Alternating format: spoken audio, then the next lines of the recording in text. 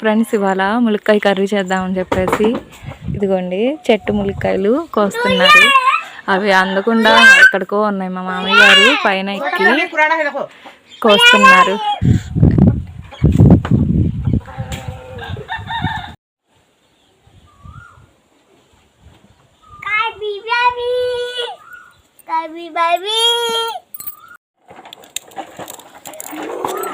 ఇదిగోండి ఫ్రెండ్స్ మా చెట్టు ములక్కాయ అంత లావుగా అంత బాగా అయినా చూసారా, చాలా టేస్టీగా ఉంటుందండి మా చెట్టుది. ఒక్క కాయతో కర్రీ చేసేయచ్చు.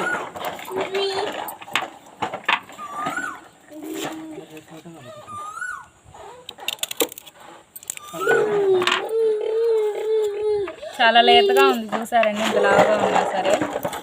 ఇంకొంచెం పెరిగినా కోద్దాం అనుకున్నాం. నిన్న మా ఇంటికి కోతులు వచ్చి అన్నీ కోసేస్తున్నాయండి.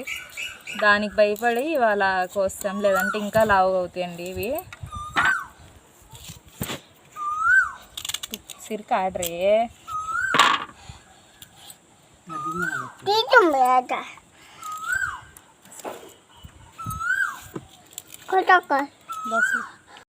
ఫ్రెండ్స్ చూసారా, పీసెస్గా చేశాను మా చెట్టు ములక్కాయలు.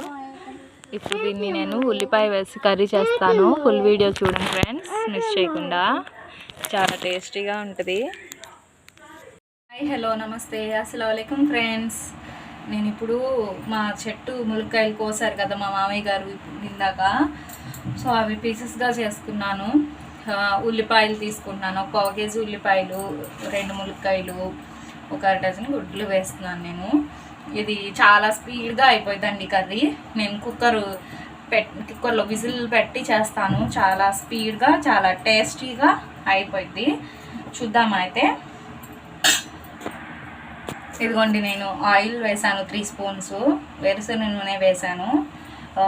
హీట్ అయిపోయింది. ఇప్పుడు దీంట్లో ఆనియన్స్ వేసుకుందాం.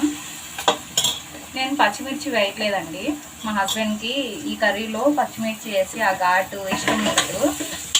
ఉప్పు కారం ఎంత తక్కువ వేసుకుంటే అంత బాగుంటుంది.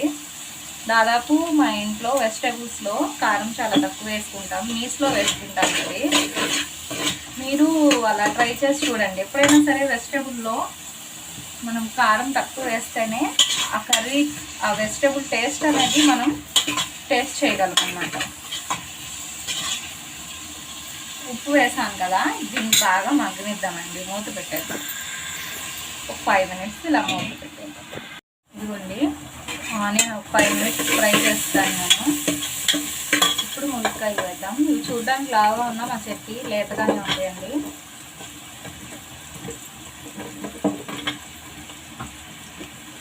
అందుకని నేను ఆనియన్స్ హాఫ్ ఫ్రై అయిన తర్వాత 50% ఫ్రై అయిన తర్వాత వేసాను.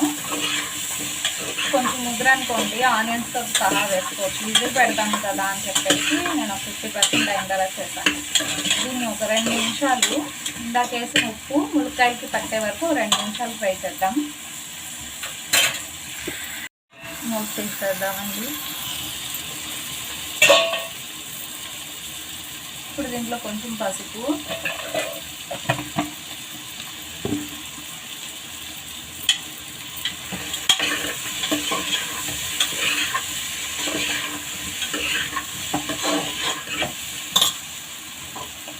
కొంచెం ధనియా పౌడర్ వేద్దాం. ధనియా పౌడర్ ఘాట్ ఏమి ఉండదండి. నేను 100 గ్రాముల ధనియాకి 2 లవంగాలు, కొంచెం చెక్క వేస్తాను.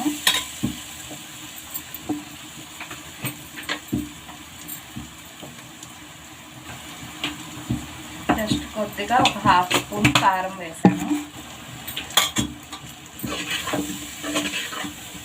విజిల్ పెడతాం కదండి, అందుకే నేను ములక్కాయలు ఎక్కువసేపు వేయాల. అందులో ఇవి బాగా లేతగా ఉన్నాయి. ఇప్పుడు గుడ్లు వేద్దాం. ఇలా ఘాటు పెట్టి వేసుకుంటే దీంట్లో ఆ ఉప్పు కారం అనేది వెళ్ళి మనకి ఎగ్ తింటా ఉంటే జ్యూసీగా బాగుంటుంది.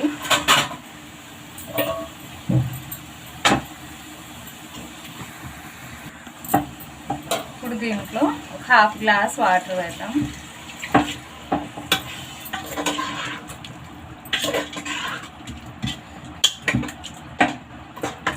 దీన్ని ఇప్పుడు మనం ఒక 4 విజిల్స్ పెడదామండి. నేను ఎక్కువసేపు వేపలేదు కదా ములక్కాయలని, అందుకే నేను 4 పెడుతున్నాను. విజిల్ తీసిన తర్వాత చూద్దాం.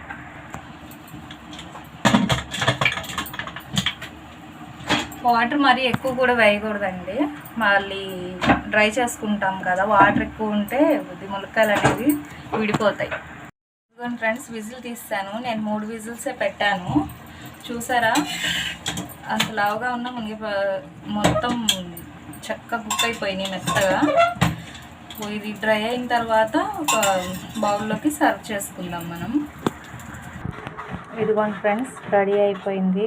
ఎంతో టేస్టీ అయిన ములక్కాయ గుడ్డు ఎగ్ వేసి చేశాను ఉల్లిపాయల్లో. చాలా బాగుంది టేస్ట్.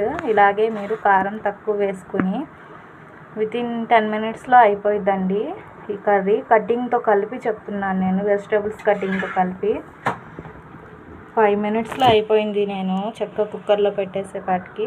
సో మీరు ఇలాగే చేసుకోండి ఫ్రెండ్స్. మా ఛానల్ని లైక్ చేయండి, షేర్ చేయండి, సబ్స్క్రైబ్ చేయండి. అల్లాహ్ హాఫిజ్ ఫ్రెండ్స్.